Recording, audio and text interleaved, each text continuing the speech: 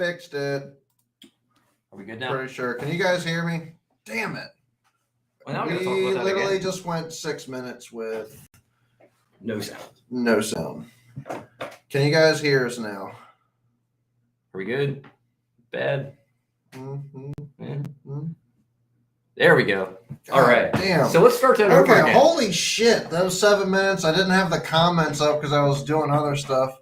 I just gave you guys the secret of catching 25-pound bags on the Upper Bay, and now it'll never be known, and I'll never say it again. It was a one-time thing. Yeah, I promise 25-pound bag every time you go up. I'm really glad I was here for it. Yeah. So I'm sorry you guys missed out on that. All right, so we're gonna start from the beginning. And today we're talking about mid-depth cranks, and mid-depth cranks are, for me, 6 to 12 feet. That's what I consider a mid-depth crank. 12 feet. 6 to 12. 12 feet to me is like, I mean, I guess in the definition of crankbaits, yeah, it would be. But 12 to me around here is deep. You know what I mean? Well, depth is relative. So exactly. If I'm fishing around here, yeah, 12 is deep. Yeah. But if I'm fishing on Conowingo, 12 is like, that's I feel like shallow. Well, for me and my experience with like deep cranking, hitting that like 16-foot mark in there. Yeah. That's like my deep cranking. I mean, 16 that's definitely deep. I mean, you get 16 to 20. That's deep cranking. You figure, think about it. 6XD runs 17 feet. Mm-hmm. That's good. A 6XD is a big crankbait. It is a big deep diving crankbait. So it runs 7. So we're talking about mid-depth crankbaits here, and you talk about the DT6, but you do have a DT6 up here. I didn't talk about the DT6 because nobody could hear me. So, just to cover some things that I was talking about, and I just want to rehash them. The important thing to remember when you're throwing crankbaits is always the action of the crankbait. So certain crankbaits have different actions, and those actions apply to different situations, better or worse than others. And the first crankbait that we're going to talk about tonight is the Rapala DT6. One of the best crankbaits ever made, in my opinion. I've probably caught more fish on the DT6 than any other crankbait that I own. It's a very tight wobbling crankbait, which makes it very good in cold water. You can catch fish year round on this crankbait, but it really excels in the late fall, early spring. And it's because it has that tight action. So it's got a very tight wobble when it's coming through the water. And the thing to keep in mind is that tight wobble, while it excels in the wintertime, that's not the only time that it works. Especially with our waters around here, they get a lot of pressure. Mm-hmm. Anytime you get a lot of pressure, the fish may not want that real wide wobbling action. You might have to go down to something like a DT6 that gives you that nice tight wobble. So keep that in mind when you're selecting your crankbait. Is you can have 5 crankbaits that run the same depth, and they're all different actions. They're all going to be different. So that should be one of the big considerations when you're talking about or when you're trying to select the crankbait that you're going to throw for a certain water depth. Like, you've got to narrow down. The fish are in 10 feet of water. What kind of crankbait am I going to throw? Well, now I got to think about action. Like, well, how do I determine that? Well, the mood of the fish. Different times of the year, fish behave differently. That's another thing that you need to learn is how fish react to the different actions at different times of the year. How pressured the fish have been. When the fish are just moving offshore, they'll just tear up the nastiest, widest wobbling crankbait you can get. Mm-hmm. And then as they start to get more pressured, you're going to have to get a little more subtle. And then eventually if they get pressured enough, they'll stop eating your crankbait because they've seen a billion crankbaits come over their head. Now, do you think the subtleness has anything to do with the fact that maybe everybody else is throwing a really erotic action? Erotic action. Erection action. Erotic erections. It's a very fast moving wide wobble and then you go to a tight wobble, Sure. it's a different presentation. Yeah, Do absolutely. you think that's what it is, or do you actually think the pressure itself?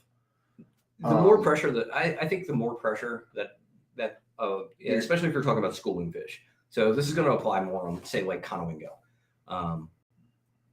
Obviously, on the Upper Bay, fish don't school as much down here in the summertime. Conowingo, they do. If you, Martin, tight wobbles are erotic. So when you're looking at pressure on the fish, I think it really just comes down to the more pressure that you get, the more natural of an action you need. And that tight wobble, if you've ever watched you ever watch a shad swim, it's got a real tight wobble. Yep. So your DTs, your Rapala DTs, they are my favorite crankbaits. I fish them from the DT4 all the way up to the DT20. They don't all have the same action as a DT6. So even though they're all in the same series, they don't all have that same action. So to start, we're looking at a DT6. Great cold water crankbait. It's really good for getting those fish that are just starting to move up. They're moving from that deeper water up to their shallow water, early spring, and fall on the opposite when they're coming back to that deeper water. And that's really what we're targeting with these mid-depth crankbaits is, for me, I'm targeting those transition fish more so than I'm targeting fish that are living in that depth. Certain areas, I'm going to use these because that's just, that's the depth of the water they're living in, especially on the Upper Bay where it's relatively shallow. A 6 to 10 foot crankbait, say on the Susquehanna, lower Susquehanna, in Haverty Grace, a lot of those fish are going to live in 6 to 8 feet of water. So you can target them all year with crankbait. So you have to, but for the most part, I'm targeting transition fish. So fish that are either coming to me or fish that are moving up on the bank. 4 times a year. There's 4 times a year. I think that got cut off when we didn't have any sound, but there's 4 times a year when the fish are going to move in big swings. So first thing in the spring, when the water first starts to warm, they're going to start moving up into their spawning areas. Immediately after the spawn, they're going to start moving back into their wintering holes. And then not into their summer holes, which tend to be the same as wintering holes, but regardless, it's relative. They're following the bait. And then they're in the fall when the shads start to move shallow, they're going to start pushing back up again. And then when wintertime comes and the water gets cold again, they're going to start pulling back off. So that's pretty standard for like a lake. So if you're talking about lake fishing, that movement is pretty standard. A little different in tidal water, especially because we have so much grass that the fish don't really. There's no need for the fish to go deep. So they're not going deep because the bait's not going deep. The bait's staying in the grass. They've got food in the grass. They're staying there. That was going to be my next question. Actually, was going to be, why don't if they're moving back into their deeper like summer holes? I said, why are we still catching them out in the grass in 1.5 foot of water? So it's bait. So in a lake system, your shad are going to go deep, and they're following the shad. The schools of shad are a little more pelagic. They're going to be offshore. They're going to be in those deeper, out in that deeper water. And the bass are going to sit in the deeper water. Loch Raven's a good example. Loch Raven summertime. Even though there is a ton of grass, Loch Raven in the summertime, all offshore. Everything you're doing over there is offshore. You're fishing offshore. Offshore drop offs, offshore humps. You're fishing those offshore grass lines. And that's all stuff that we can, that you can target effectively with crankbaits. One of the main uses for a mid-depth crankbait for me, especially in the springtime, it may not be the best way to catch them on a particular day, but it's the best way to cover water. So what I'm looking at when in the springtime, what's up, Pete? I want to cover a lot of water and be able to determine the areas that the fish are in. And a crankbait's a great way to cover that water. So your mid-depth crankbait, early spring, I can cover a lot of water in that 6 to 8 foot range, which is around here in the springtime. That's the That's range it. of water. If you're in Haverty Grace, that's the range of water you want to be at. 6 to 8 feet. They're going to be there somewhere. So I'm using a crankbait to really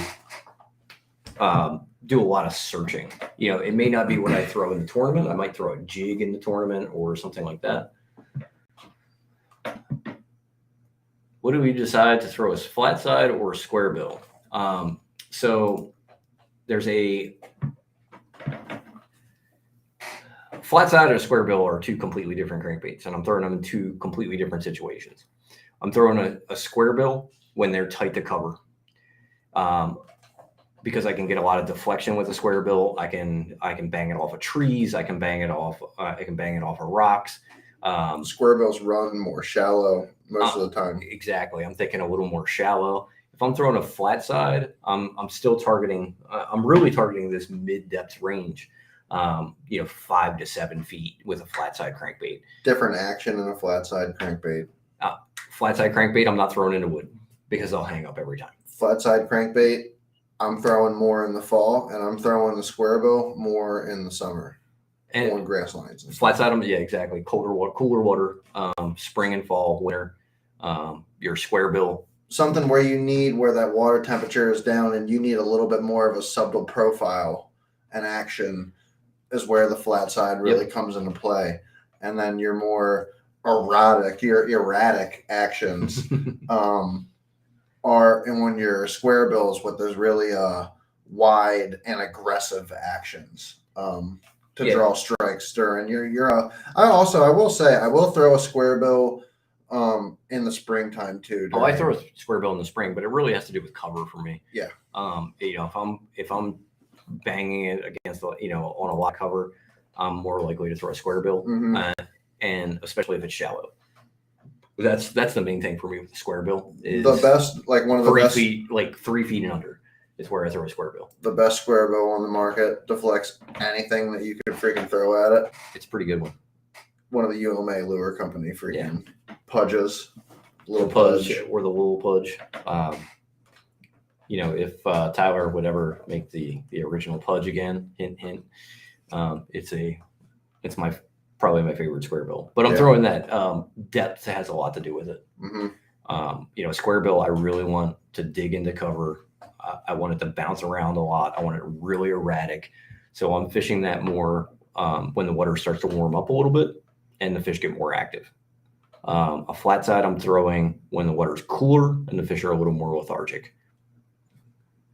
And that the best way to look at that's actually a really good question and brings up a really good point. One of the best ways to look at your crankbait selection is think about how a fish behaves in the temperature water you're fishing. If you're fishing cold water, fish doesn't go darting all around like that. No. They've got very slow, it's very slow movements. So if you're trying to, match the fish movement, which is one way of looking at it in colder water, you want something with a little subtler action that's maybe got that little shimmy of a flat side rather than that big hunting action of a square bill. There's also another school of thought on that. What about how fast you have to crank one of your baits to actually get the action out of it? I usually let the fish tell me as far as retrieve speed, because the action on most baits these days, you're going to get, it doesn't matter if you're reeling it as slow as you can or you're burning it. Most crankbaits you're going to get almost the same action out of, if it's a high quality crankbait. Now, some of them, if you reel them too fast, they're going to blow out to the side. Yes. Which isn't necessarily a bad thing, but if you're looking for a specific action, you just match your reel speed to it. Drag it alongside of the boat. That's the best thing to do. I do that with so many baits. Just a reel speed of choice. That is false information right there. So a slower retrieve does not run deeper. When you're talking about reel speed, The reason that everybody that wants a 5-1 or 5-3-1 when they're throwing deep cranks is because it doesn't wear you out. It's so much easier. It's so much easier to turn the reel handle because you have so much more torque because of it being a lower gear ratio rather than those real high speed gear ratios. So I do fish a lot of 5-1s. Most if not all of my crankbait rods have 5-1. I think I have one that doesn't. I have 1.63. But I won't go over a 6.3 with any crankbait rod. I don't fish them on 7-1s. It's too fast for me. I like to be able to like. I like the 6-speed, like 6.3, 6.8. Yeah, 6.3. Like that's the range that I like to stay in. Honestly, for a lot of my stuff, that's a range that I like to stay in because I feel that's like a mid range where you can control your low speed, you can control your high speed. You know what I mean? Where like your lowers, your 5s are pretty much, you're in your 5s, and feel like you get into some of those 7s and some of those 8s. It's just 5s. It's a burning reel at that point, no matter what. 5s, I only throw crankbaits on. Like I won't throw anything else on a 5-1. Any other moving bait that I throw gets thrown on like a 6.3 to 6.8. Mm-hmm. Yeah, so that's like my spinner baits, my chatter baits, my swim jigs. Those are all 6.3 to 6.8. My crankbaits, I throw on a 5-1. It's something that I have confidence in. But there are situations where I really wish that I wasn't fishing a 5-1, and I have been known to swap reels onto a crankbait rod so that I can fish them faster. I had a club tournament out of Haverty Race one time, and I went up. The weather was nasty. I was going to run to the Sassafras, had good fish over there. Got to Battery Island and said nope, and just whipped a U-turn and ran right back up the river and went fishing for smallmouth. And I caught a lot of smallmouth that day, but I had to reel so fast to get them to eat. I mean, absolutely as fast as you could possibly turn a reel handle like this to get them to eat. And they were just pounding a DT10, which we'll talk about. Fish, reel retrieve, you got to let the fish. Line does make a difference. So that's a really good question. Can you throw that one up there? Yeah. So when you're talking about depth, I'll give you a good indication. Now, I will not fish a crankbait on braid. There's no stretch in braid. You'll lose so many fish. David Fritz can do it, but he is a way better crankbait fisherman than I am, and I ever will be. But mono or fluorocarbon, I'm not a big fan of mono. I throw all of my crankbaits on fluorocarbon. Mono is okay, but mono is going to run shallower than fluorocarbon because it's more buoyant. So if you take 12-pound mono versus 12-pound fluorocarbon, you're going to lose 6 inches to 12 inches depth on your crankbait. And you're also going to do that with, and I talked about this on the last show when we were talking about shallow cranks. You're going to lose 6 to 12 inches for every line diameter you go up. So if you go from like 12 up to 15, you're going to lose, close to a foot on your crankbait. If you go from 15 to 17, you're going to lose like another foot. So you can take a 12-foot diving crankbait and throw it on 17-pound line. Now it's a 10-foot diving crankbait or 9-foot diving crankbait. So the bigger your line diameter, the shallower it's going to run. So whether it be 12, 15, 17, whatever it might be, it's going to affect your depth. Mono, you can throw mono, but 10-pound mono will run about the same depth as 12-pound fluorocarbon. So it does have a big effect on the depth. Mm-hmm. So that was a good question, Andre. I'm glad you asked that. So let's talk a little bit about depth range and action. So I have 2 crankbaits here. So this is a Lucky Craft RTO 1.5 DD, and this is a DT6. So I'll hold those both a little closer so you can see them. You'll see that very similar body size. Body size is pretty much the same. So what's the difference? I talked earlier, you could have 5 crankbaits that run the same depth. So these both run 6 feet. These are both 6-foot diving crankbaits. But look at the difference in the bill. Let me get closer to the camera. So this Lucky Craft, where we much wider bill. Exactly. So where we talked about this DT6 having a nice tight wobble, this one is going to be a more side to side. So it's got a much more violent action to it. And I'm going to start throwing something like this when that water starts to warm up a little bit. Yeah. I usually let water temperature tell me, what action my crankbait's going to throw, or what action crankbait I'm going to throw. So, when the water starts to warm up a little bit, the fish get a little more active. What's that number you're looking for before you go to that more violent action?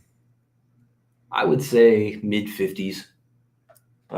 55 would probably be a good number. Maybe 60, somewhere in that range. 55 to 60. You can get away with that now. But it's always a tighter action. Oh, not always. In the in the lower numbers. Not always. So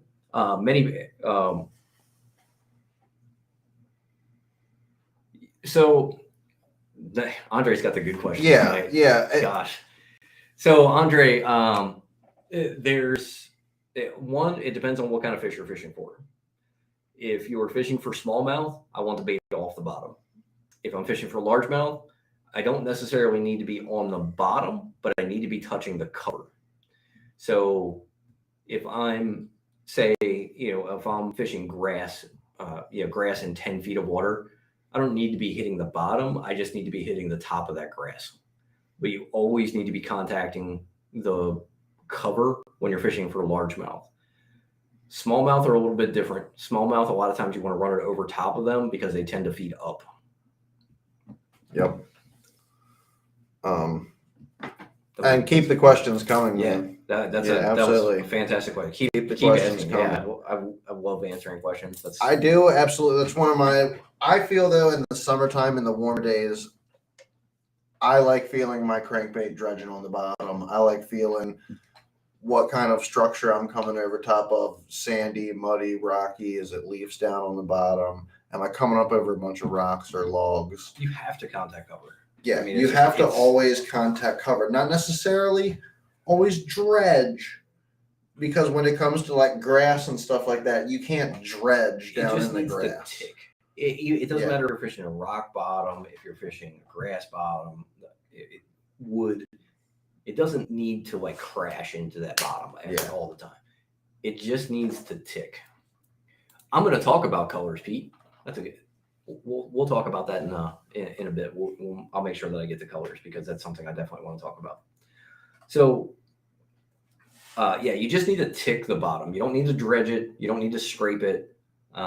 If you're fishing, say you're fishing a bottom that has some like scattered chunk rock, I don't need to be, hitting the bottom. I just need to be ticking the tops of those rocks. Mm-hmm. Now, sometimes I want to get it down in there so it deflects off those rocks, all over the place.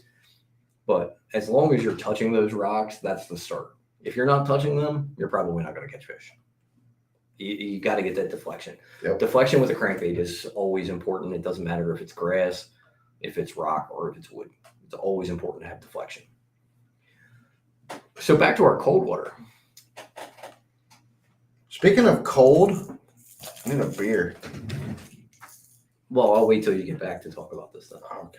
Hang on. I'll be right back. I'm bringing a couple. Oh, you broke it. No, I didn't. You broke it. I didn't break it. My computer's broken. It's Paul's fault. So while we're waiting for Chad, because he asked about that, we'll talk a little bit about colors for the season. So, Andre with another good question. Oh. I'll answer that in a second, Andre. We'll talk about Pete's question first. So, colors for the seasons, there are certain colors that work in the springtime, and in the springtime.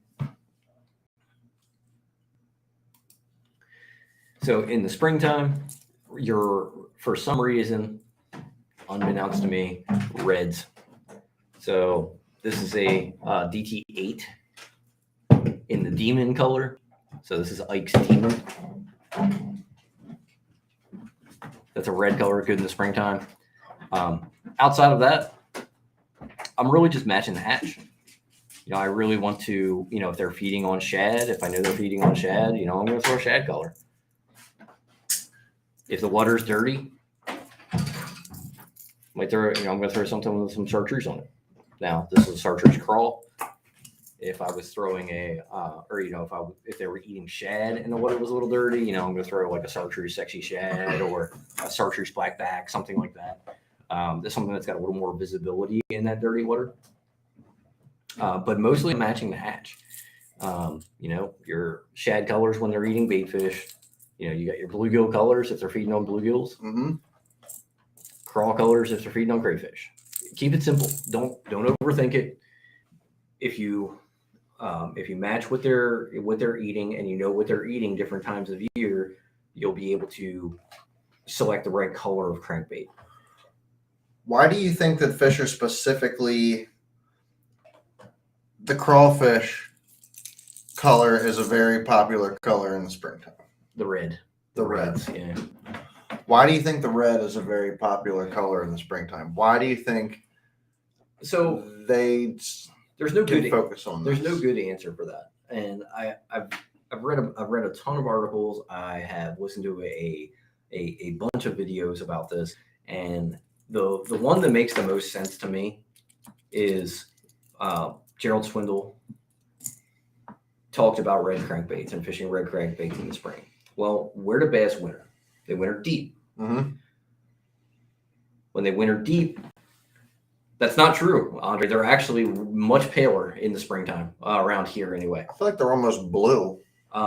They got a very pale color in the wintertime. In that first part of spring, they're not really red. In fact, we don't get red crankbaits around here until late summer. Late summer on the Potomac, you'll see like just bright red bright red crawfish. So Gerald Swindle, his theory on this, and whether it be right or wrong, he says, it's just a theory. There's no good explanation for it because the crayfish are not this color. So the bass winter, he says the bass winter deep. There's not a lot of light penetration in 20 feet of water. And now you've had a couple warming days, and those fish are moving from 20 feet of water to 6 feet of water, where there's a lot more light penetration. He thinks he can just see it better because their eyes haven't adjusted to that's why that red crankbait bite dies off. That is a very... Yep, exactly. Martin's probably seen that video also. That's an insane theory right there. That's pretty just wild. Their eyes adjusting to the light conditions, because that red crankbait bite will be good for a few weeks and then it just dies. Yeah, I mean, they will not touch it anymore. Back to the natural colors. Or maybe I'll say a couple weeks. I'll say a couple months. But when it hits like May, they just won't touch it anymore. It's pretty interesting. So I want to go back to Andre's question about glass rod versus graphite rods. Personal preference. The important thing to remember is you need a moderate action rod with crankbait. Anytime you're throwing treble hook baits, you want a little more give in your rod. So personal preference on glass versus graphite. I prefer glass. All of my crankbait rods are glass rods. I own one graphite rod, and I throw rattle traps on that. Graphite crankbait rod. I own a lot of graphite rods, one of which I just broke. Which makes me very angry. Ooh, we should have that video to play. We should.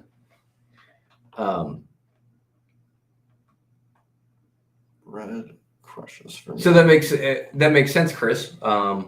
Especially in PA, being a little farther north, it's going to last a little longer. Down here, it's more like March to May. So, the farther you go, the more that window is going to really is going to push back, stretch. So it's funny that you mentioned that. If you go April through first week of June, here it's March to the first week of May. It's almost like a month difference. Being a little farther south, that makes perfect sense.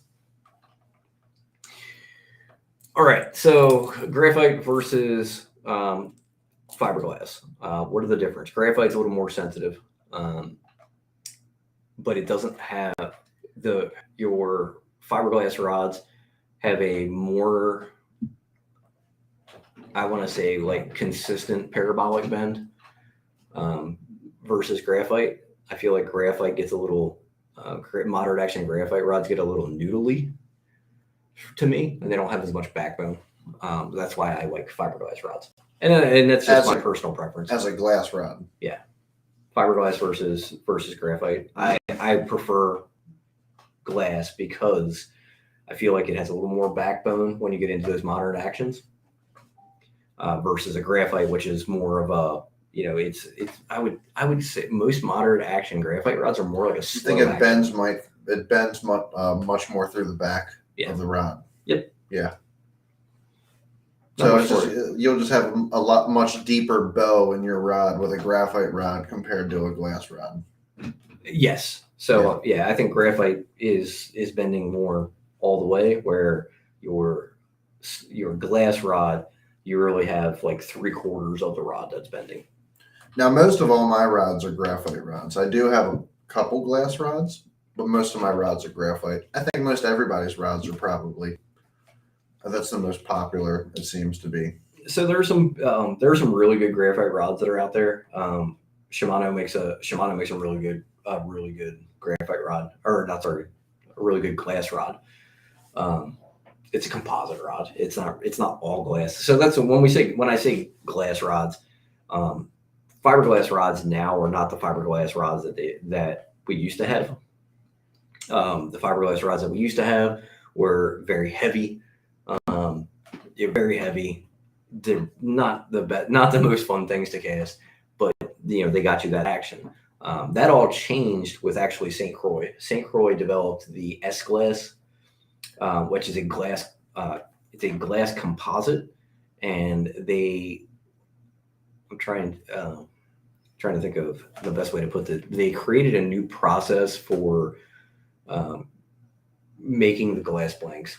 I can't remember exactly how they did it, but it allowed them to. They make you'll notice that it's a much bigger rod than the glass rods used to be, but the walls are much thinner.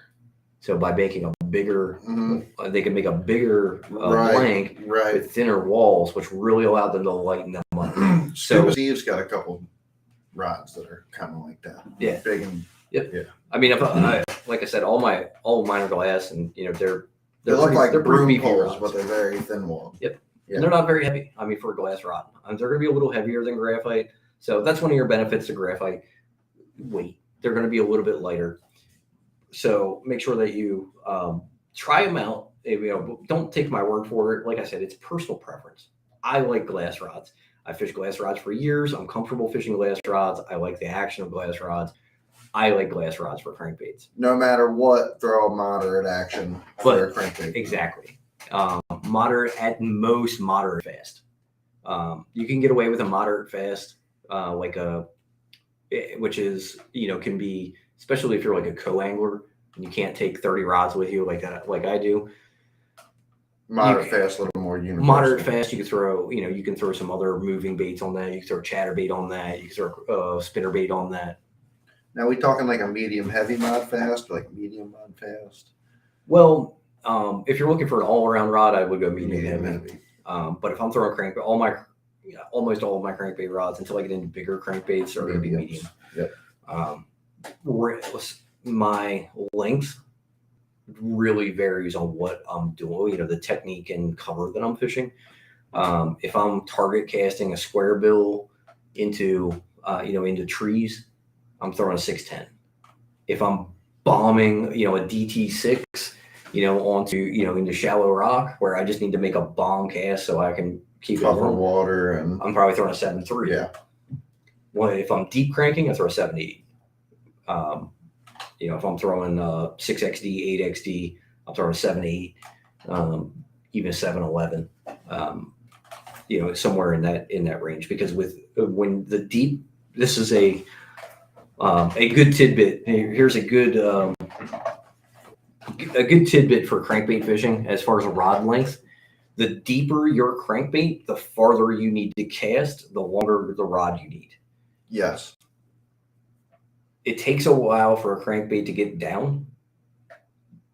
So your first, say 5 or 6 turns of the rod handle is just getting that crankbait down to depth. So the farther that you can throw it, the longer you can keep it in that depth range that you want it in. So that's my general rule of thumb: is the deeper the crankbait, the longer the rod, because I want to make a longer cast. All right, Andre's got another question here. Do you tie directly to the split ring, or do you use a speed clip or a loop knot? I don't use clips at all. To me, they're another failure point. I will tie directly to the split ring. The only thing that I use a speed clip on is a speed trap. It's the one bait that I throw that I use a speed clip on. Two baits and a wiggle worm. I use egg snaps. And I use egg snaps for. I personally. To me, it's a failure point. I agree. It's a failing point. If you size them correctly, I have had no issue. I have not bent one out. I don't think they affect action. To answer, if you want to fish them, I do not think they affect the action of a crankbait. My best friend, he fishes a clip 100% of the time. I think they make the action better because he can swap I think the biggest benefit to them is you can swap out crankbaits really fast. I think that's why I fish one. Honestly, that's not the only reason. One, I think for crankbaits and jerkbaits, I think they help with the action. Two, you can swap your baits out way faster. I continue with, and on a lot of times on some of my different rods that I personally have, I can throw a crankbait and I can take it off and put a jerkbait on there, and pretty in the ballpark range of what I need to do. So I do use decoy egg snaps. Okay. Yeah, I mean, I can see that. I don't think, to me, the biggest benefit is just being able to change them quickly, in my opinion, because especially in the in the springtime when that crankbait bite first comes on, and I'm just trying to figure out what they want to eat and what action they want. I don't want to have to waste 2 minutes every time, cutting it off, retying. I need to buy more. Exactly, Martin. I need to buy more crankbait rods, Martin. I only have. You tell him, Martin. Like 3. So I'm going to touch on Chris's question real quick, as far as, because it is kind of outside of what we're talking about, but we will talk about that. I think we have talked about that. So for a frog rod, 7.4 heavy, fast action, something with a little bit of tip that allows you to cast really far, 50-pound braid, and a 150 to 200 size reel. Bait casting only. Do not throw a frog on a spinning rod. Yeah, bait casters only. I would not throw that on a spinning rod. I've been using a 610 medium light St. Croix Legend Extreme. That is wow. You have a 4000 series on a medium light. I would recommend going down to like a 2500 on that rod. Especially the Legend Extreme. It's a very light rod. You'll get a lot better balance. Very good rod though. Here's a lot of things I'm seeing in your thing right now. I would go to your so your 6'10", 7'2" is what your comfort range is. Put that 7 foot on to your 7'2".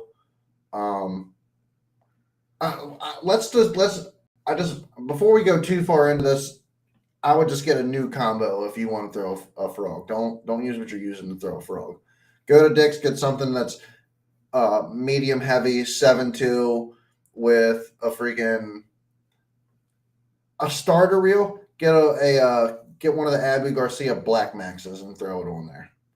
And play with that for a little while. If you're talking about fishing that rod for frogs, you're like, gotcha. You're missing so much. You're absolutely right. The rod is too light. You need a heavy action rod for frogs, and you need 50-pound braid. Yeah. If I threw 15-pound braid on a frog, I would snap it on the hook set almost every time. Basically.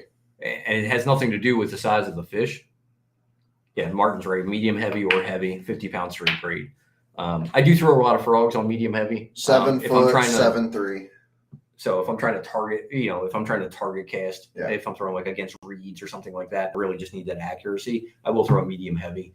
I can skip with a medium heavy a frog a little bit better. But that's enough about frogs. Absolutely, you need a bait casting rod and a bait caster. Definitely Now, need a bait casting rod. If you go on YouTube, dude, Chris, check out our very first video for Tackle Tuesday. Episode 1 was our frog episode, and we go over in depth all of our frogs in depth. We go over the gear in depth, the reels in depth. We go over everything completely in depth. I think it's about a 2-hour long show.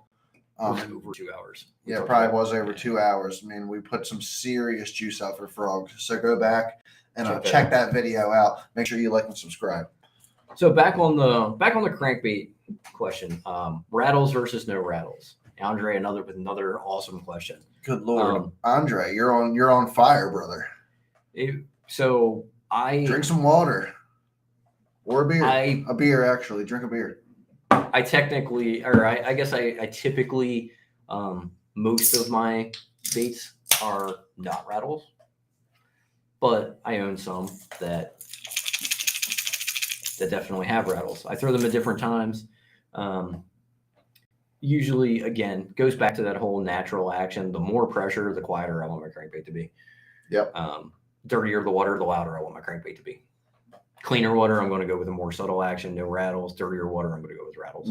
More natural colors in your cleaner waters. So I want to go back, and I'm gonna fire up some juice here and talk about wintertime cranking, cold water cranking, and how we talked about if you want a nice subtle action.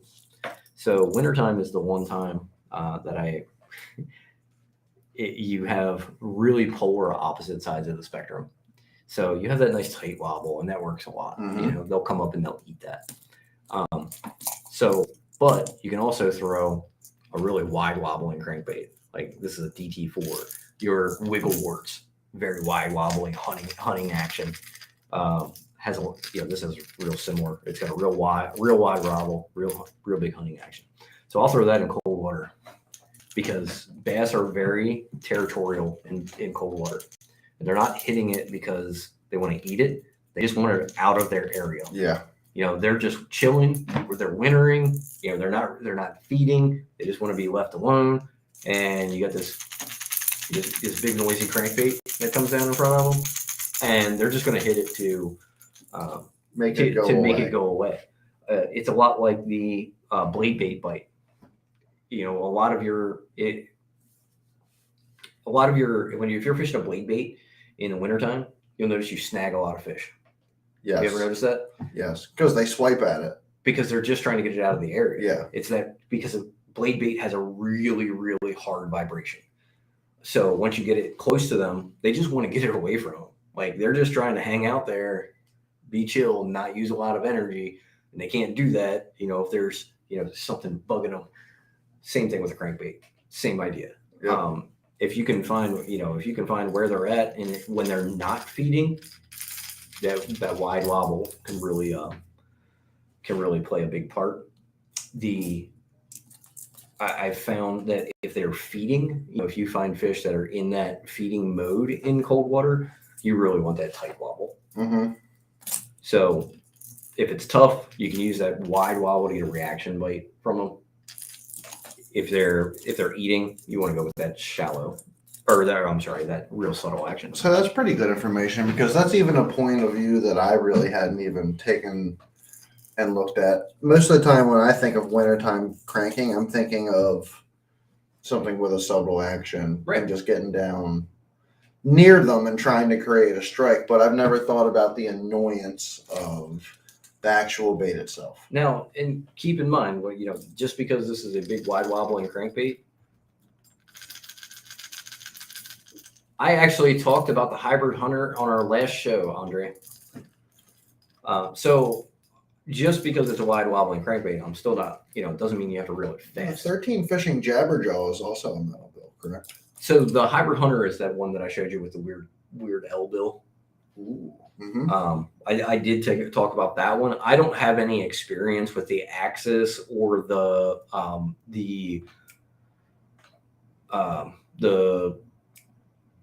Jabberjaw. That bait there. Yeah, that one. I was trying to think of the name. The axis is there's two baits with this. It's got like a chatterbait bill. So it's got like a chatterbait blade for a bill, like turned around backwards. The Jabberjaw. Yeah. The 6 Sense axis is the same way. Interesting. I think. Yeah, the axis does it have the bill that actually vibrates in the crankbait? Yeah, so it's different. I don't have any experience with those, so I can't really speak to them. I think we should maybe pick a couple of those up. Maybe. I think we should. Maybe we'll do that for you. We'll bait reveal. We'll pick a couple of those up and we'll fish it. We'll fish them. We'll make a couple of videos and we'll post some videos. Yeah. On it. I got no problem with that. I always need an excuse to buy new crankbaits. I mean, I don't really, but if I would have set up the swear jar a while ago, or the not the swear jar, the secret jar. Oh yeah, yep. The spot burn jar. The spot burn jar. We could buy any crankbaits we wanted by now. We've already burned all the spots. That's true. All of them. All right.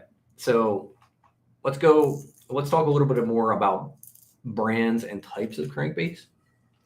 Just to go over some of the stuff that I like to fish and how I like to apply them, but just why they're good. So this is a Strike King Series 4.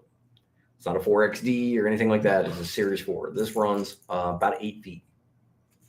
Got a very, very wide wobble. It's massive. I mean, it's huge. It's a very now. What is that? A 2.5 or 3? That's a large crankbait. Like very large profile. If you want to compare it to like square bill, it's probably like 2.5. It's like a 2.5 size body. Very large profile. Very wide wobble.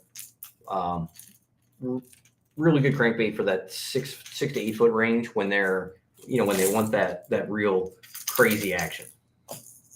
You have your DT6s. We talked about that. I have another one here somewhere. I promise. Variety of colors. So a variety of colors is always important. Natural when you're getting too bright. Exactly. I do it more based on forage. So I want shad patterns. I want bluegill patterns. I want crayfish patterns because that's what they eat. It doesn't matter. A crayfish doesn't change color if the water's muddy or if the water's clean. The crayfish is still going to be the same color. Mm-hmm. So, a brown crawl, like that, that's a money, just a money color year round. I've caught them year round on that. What's up, Evan? How's it going? What's up, Hippie Gibbs? Hippie Gibbs. So, ow. This is dark brown crawdad. This is a Rapala color. You'll notice a recurring theme here. There's a lot of Rapala crankbaits out here. Shout out Rapala.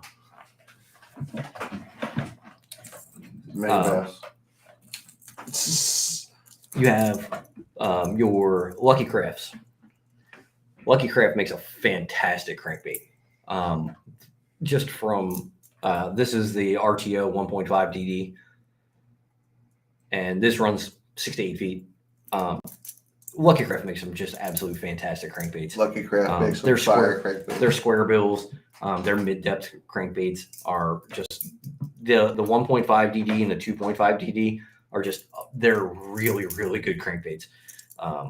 Especially for they smallmouth just absolutely destroy these. Going up in depth, this is actually a Lucky Craft knockoff.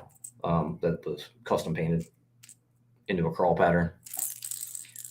Yeah. You had it custom painted, or it came out? It was custom painted. I bought it this way, Mm-hmm. but it was from a custom crankbait painter that was selling them. So same profile, just in a crawl pattern.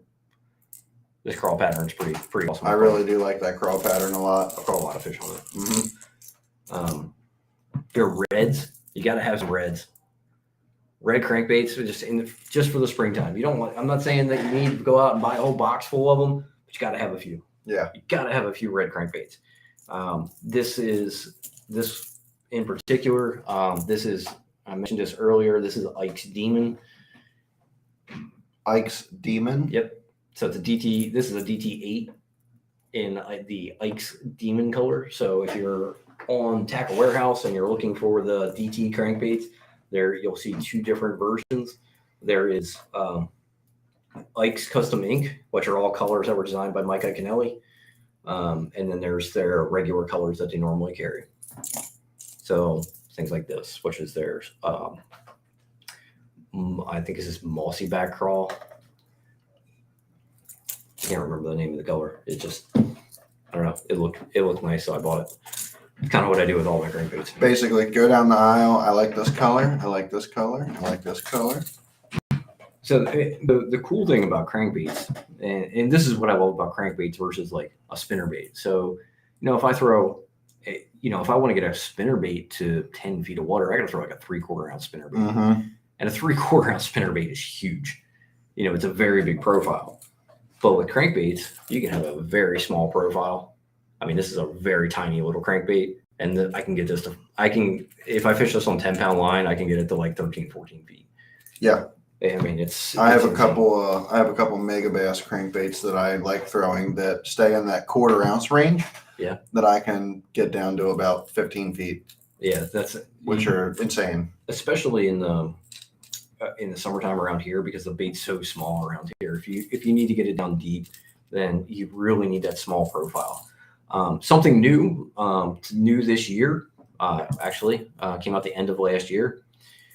But not to cut you off. So we have a couple questions that are similar here. Andre says, "Do you hoard any older baits supposedly made better, like pre-Rapala awards, pre-Pradco bandits, bass style Bagleys, and double stamp mans, or are you all new school?" And then Hippie Gives says, "What about some older made crankbaits that you still use, mainly ones that aren't made anymore and aren't talked about anymore?" And this is one of the. I'm glad you're here, but I'm wishing that Rob was here too, because I know Rob. Rob's pretty hot on this too. There are a couple of older crankbaits. I'm new school. I mostly new school. I fish 90% of the time I'm throwing a Rapala, like just almost 90% of the time. However, DT series Rapala. However, pre-Rapala wiggle warts.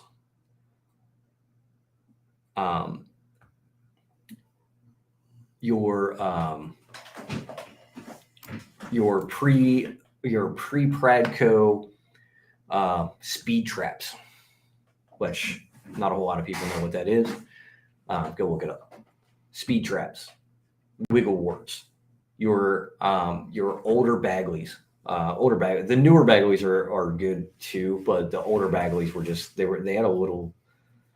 they ran a little bit different, so they're good. Double stamp mans. The double stamp mans, he's talking about Baby 1-. The difference between an old Baby 1- and new Baby 1- is the depth that it runs. The older ones ran a little bit deeper, which is why they were a little bit better. The new ones are more of a wake bait. The older ones would run about a foot under the surface. Mm-hmm. What else? What other old stuff do I still throw? As far as crankbaits go, mostly just wiggle warts. KB1's a great crankbait. So mostly wiggle warts, but I've even started getting away from wiggle warts. One, because they're ridiculously expensive. Like a Missouri crawl wiggle wart in box, like $250. Right. Whoa, for a crankbait? For a crankbait. Damn, we're talking like some straight up like fire ass swim bait prices over here. For real. For a crankbait. Your average price for you're gonna catch way more fish on one though.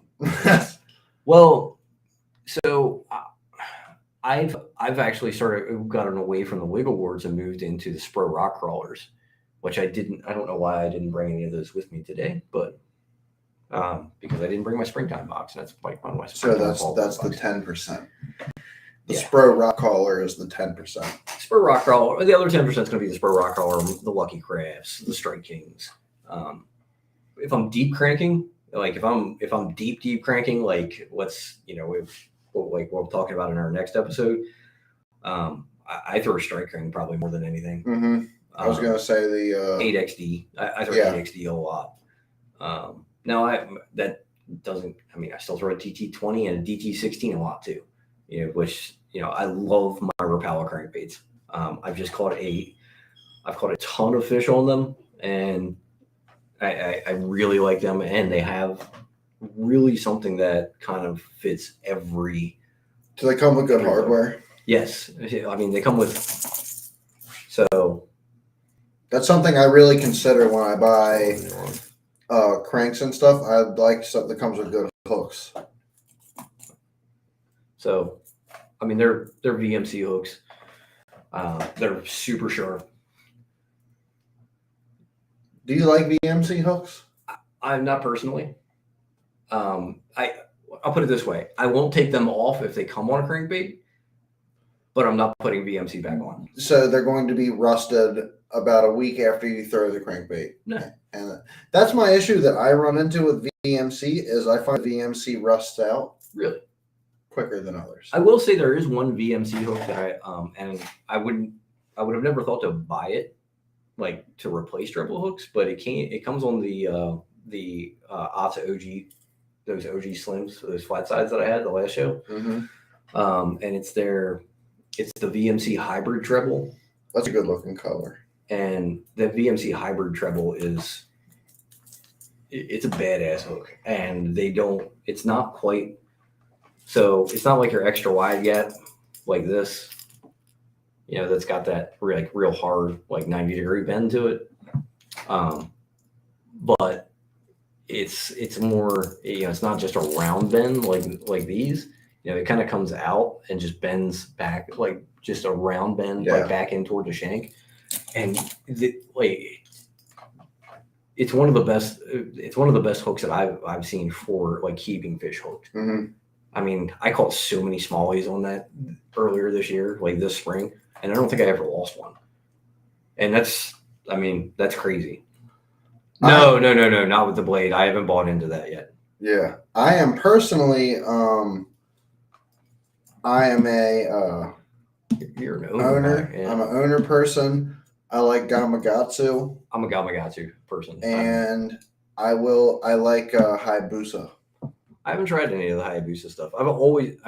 I've fished. I've tried some other things other than Gamakatsu, but for the most part, if it has like a higher quality VMC hook on it, like the DTs do, I'll fish them until they get dull, and then they get swapped out with Gamakatsus. Yeah, I think Gamakatsu is like your best bang for your buck, in my opinion, and then your owner is obviously. I think your owner is like your top qualities. That's a free money Gamakatsu hook right there. That's a nice one, but Hayabusa is also good too, but you're getting more of a JDM style. Hayabusas, they're good, and they're not terribly expensive. No. They're a good quality hook. That's speaking of Hayabusa, very sticky hook. I would, speaking of Hayabusa, Brian Schmidt, Hayabusa Pro Staff, Maryland angler, won the Elite Series on the Mississippi River yesterday. Oh yeah. Yep. So Brian Schmidt. A lot of guys, if you're a tournament angler around here, you've probably fished against him. He fishes the Potomac and the Upper Bay a ton. Super nice guy. Just wanted to kind of give him a shout out. Maryland guy. Been doing the professional fishing thing for a while now, and he's really having a lot of success. And he's just an absolute nice guy. He also runs he does a rockfish charter business. He has a rockfish charter boat that he takes out. Like a big right on. Boat. Yeah. Out of Deal, Maryland. But he's absolutely a hammer. He's a hammer anywhere there's grass. If there's grass around, he's going to be in the top. He's just an amazing grass fisherman. Nice guy. It was cool to see him win. Always like supporting the local guys. Absolutely. Another local guy did good. Michael Duarte. Michael Duarte did cracking a 24-pound bag on the Sunday of the 2-day super tournament, BFL super tournament on Cayuga Lake. He cracked a 24-pound bag on Sunday to move up to second place. So finished second place out of I can't remember exactly how many people were in there, but Michael cracked him this weekend. Michael's a hammer. Yeah, Michael absolutely destroyed him this weekend. 24, dude. And those bass, those are big bass. That's some real big New York bass right there. Yeah. It was that was impressive. It's a good week for Maryland in bass fishing. Michael's up there, and then Brian Schmidt killing it. Yeah, so absolutely. That's great, man. I will say, I think Maryland is a fantastic fishery overall. One of the best fisheries in the country. I think it's good. I think it doesn't get a lot of credit because it's a lot of tidal water, and tidal water is hard to fish, and it's one of those things where you can't just go out on most days you can't just go out and catch them all day, like you can if you go to like Kentucky Lake or you go to Barkley or any of those Tennessee lakes that are out there, Douglas. You can really, if they're as long as they're drawing current, you can catch them all day. And what's up, Big D? And around here we have those limited bite windows, so I think a lot of people find that tough. And I don't think the Upper Bay and the Potomac get as much credit as they deserve for the outstanding fisheries that they are. The Chesapeake Bay in general. Chesapeake Bay in general. I mean, springtime rock fishing. Lower Bay. Down toward the mouth, like into Virginia. You can even talk about your shit fishing, though. You mean shad fishing, perch fishing, cat fishing. Well, you go down to the Lower Bay. Snakehead. You talk about want to talk about some of the saltwater. I mean, there's good cobia fishing. I mean, down that's more like the Virginia water, but you have skates, bluefish, in more toward like Ocean City, but Darwin mackerel, says fall reds. Fall red. I was just getting ready to mention that. The red. I mean, you get some. Could you imagine getting hooked up on a bull red out there? It'd be freaking awesome, man. One of my goals. On a big old swim bait. One of my life goals is to go fly fishing for redfish. I want to go to like South Carolina where we can sight fish for them. That's one of my goals. Redfish are so cool. I actually caught one in the Bush River a couple years ago. Really? Yeah, while striper fishing. Wow. Small one. I mean, it was probably 16 inches. That's still cool though. Big. But yeah, I caught one on a rattle trap. I mean, what else? I mean, you got black drum. I mean, just giant black drum. Chesapeake Bay in general is just a very, very cool fishery. So absolutely. A couple other things to talk about with crankbaits is don't be afraid to throw a crankbait in abnormal conditions. A lot of your bites on a crankbait are going to be a reaction bite. So, a lot of people think, oh, it's tough. It's tough. The bite's slow. I need to slow down. I'm going to throw a jig. I'm going to work a jig through this tree, or put on a worm or a lizard or a brush hog or something. I'm just going to work a real slow through it. I'm the opposite. If it's that tough, I feel like I have a much better chance of getting a reaction bite than I do of just dragging something along. It's that, if they're eating plastics, by all means, throw plastics. But if it's one of those days where like, say it's like a high pressure day, bluebird skies, give me a square bill. I'm going to rip a square bill through a tree, every piece of wood that I can find until I get a bite. Same thing with your medium diving crankbaits. If I'm on Conowingo, if I can get into an area that I know has some fish, I'm going to throw crankbait in there. I'm going to just dredge that thing on the bottom and kick it off of every piece of rock that I can find. Because I feel like on those tough conditions, those bluebird skies, high pressure days, I feel like as long as I got a little bit of wind, I can get a reaction bite way easier than I can get, a bait just dragging.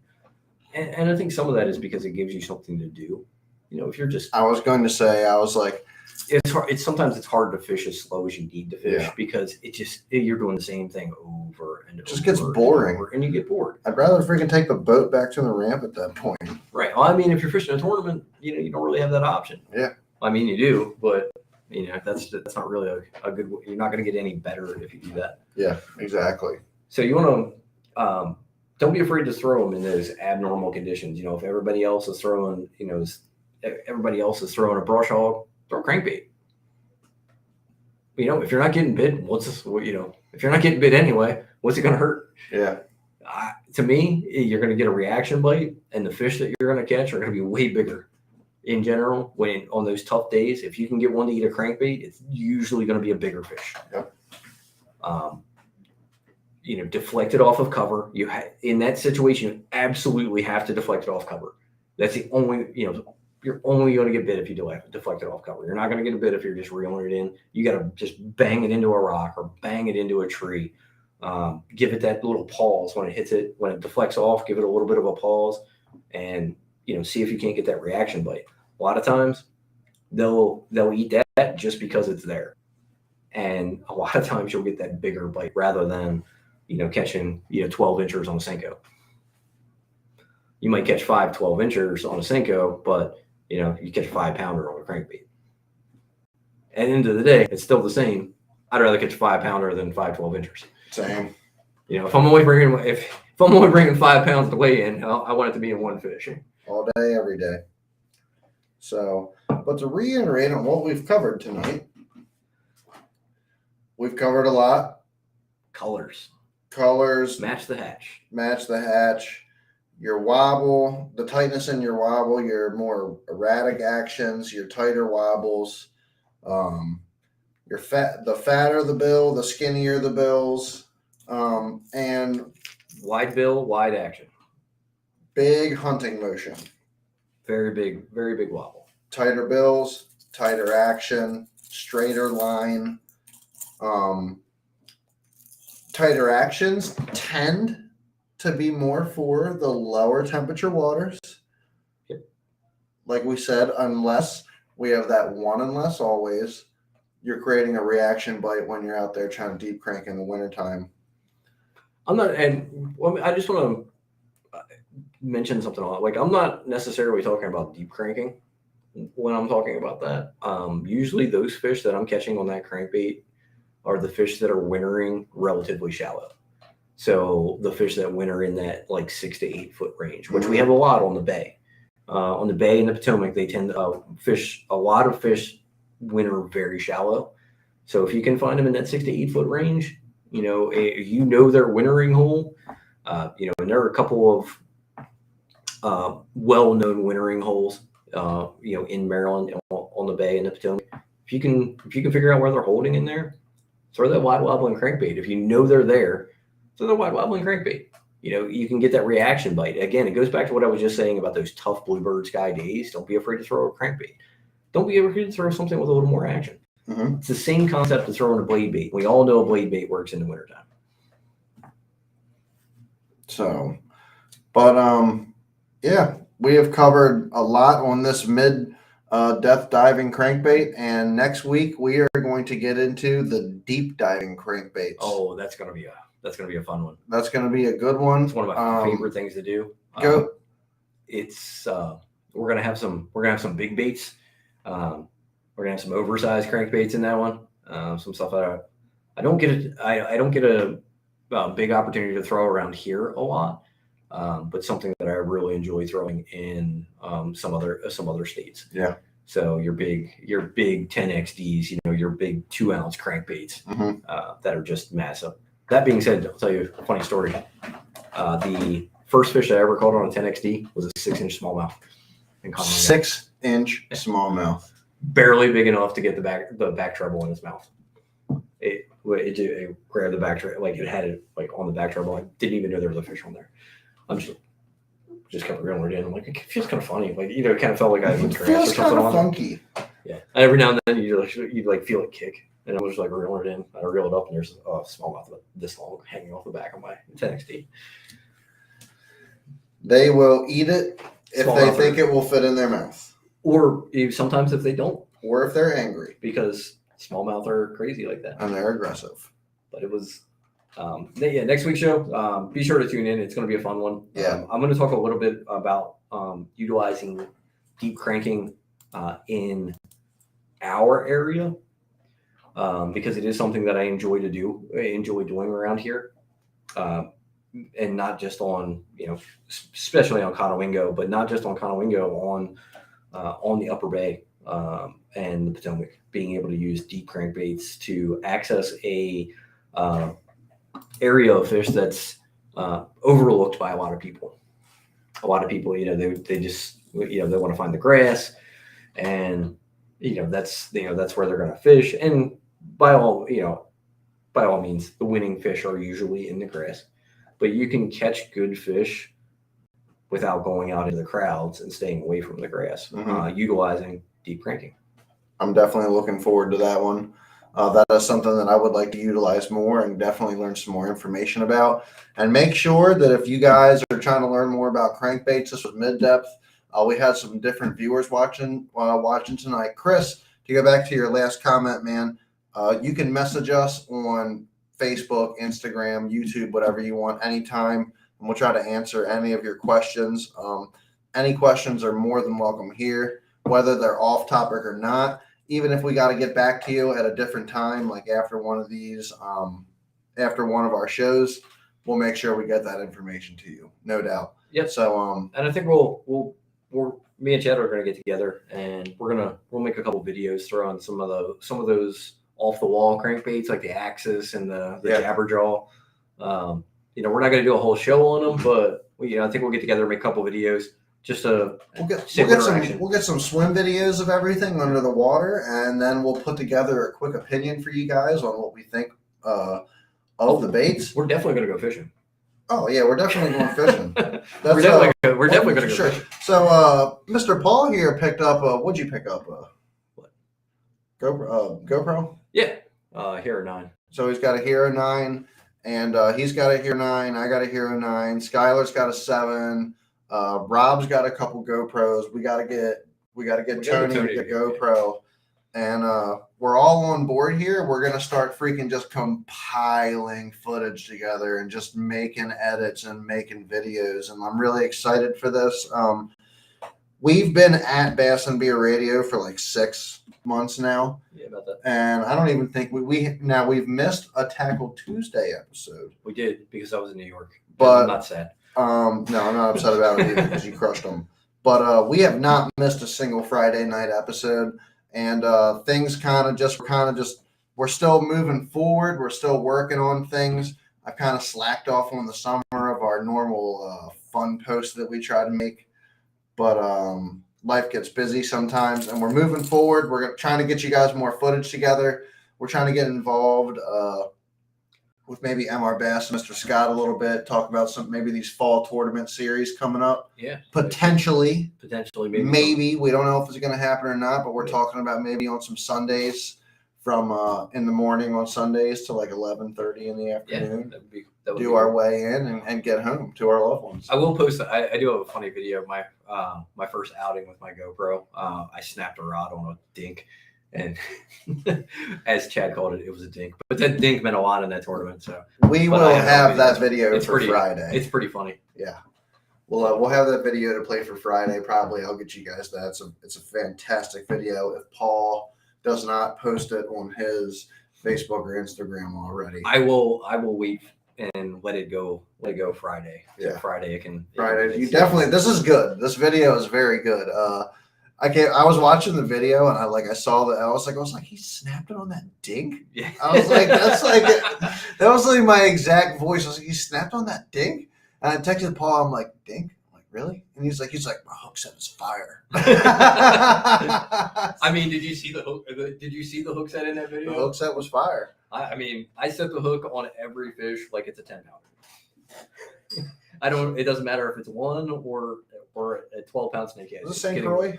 It was. So that's taken care of then. I just put in my warranty claim yesterday. All right. So you'll have a new rod in your door in about a week. I heard. I called them yesterday too, and they said probably 2 or 3 weeks. But I mean, their warranty is fantastic. Yeah, I've great customer service. Yeah, their warranty is absolutely amazing.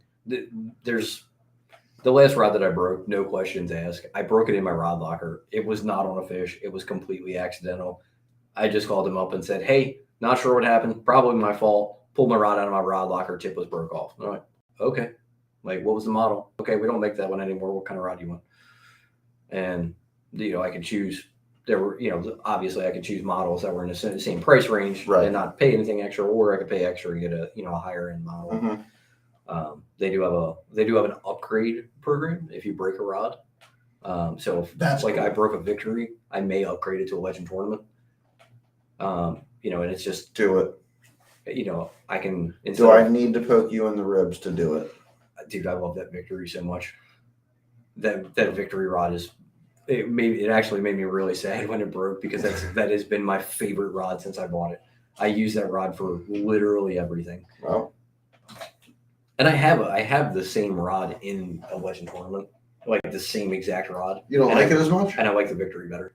Okay, well then, get the Victory. And they both have the same exact reel on them too, so it's not like it's like, I'm comparing apples to apples. Mm-hmm. I like the Victory better, but I might do the Legend Tournament anyway.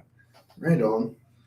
Well, we are at the end of our show tonight. Remember, guys, we will be live again Thursday night for weigh-ins. The last Thursday night 3 for. It is the last Thursday night 3 for. And for I the season. will not be there. And Paul sucks; he won't be there. Yeah. Work so we will be live for that one for the weigh-ins, and then we will be live Friday night for our normal Friday night shenanigans, where shit tends to get a little bit crazy. I'll be down for weigh-in. Yeah. So definitely check us out there. If you're interested in what you've been learning about the crankbait so far, go back, rewatch last week's episode 1 on our shallow diving crankbaits, and then take that information the next week, and we're going to talk about deep diving. And let me just say before we turn this off, if you're not utilizing crankbaits in your arsenal, I don't know what you're doing. It's one of the best baits you can have tied onto your fish. You don't know what you're doing. Yeah. Okay. Paul doesn't know what he's doing. No. They don't know what they're doing. If they're not utilizing crankbaits, they don't know what they're doing. You don't know what you're doing. Not you, Paul. Now we're all confused. Not me. You don't know what you're doing. None of you know what you're doing unless you're throwing a crankbait. I mean, I don't know what I'm doing either. So we just get lucky sometimes. I just go out and wing a crankbait until something bites it. Sometimes it takes 10 minutes. Sometimes it takes 2 days. All right, y'all. Peace out. Thanks for